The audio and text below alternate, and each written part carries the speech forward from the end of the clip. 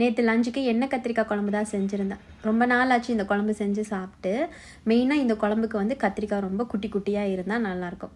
நான் வாங்க போன இடத்துல இருந்ததே இந்த சைஸ் தான், கொஞ்சம் சின்னதாக இருந்தது. ஸோ பார்த்து எடுத்துகிட்டு வந்தாச்சு. அப்படியே வந்துட்டு ஒரு 4-5 பாதி அதை கீறி விட்டுட்டு அதுக்கப்புறம் எண்ணெயில் வந்து அதை ஃபஸ்ட்டு வதக்கி எடுத்துகிட்டு அதுக்கப்புறம் தான் குழம்பு செய்ய ஆரம்பிக்கணும். குழம்புக்கு தேவையான சின்ன வெங்காயம், பச்சை மிளகா, தக்காளி எல்லாமே கட் பண்ணி வச்சுட்டு அப்படியே குழம்புமே செய்ய ஆரம்பிச்சிட்டேன்.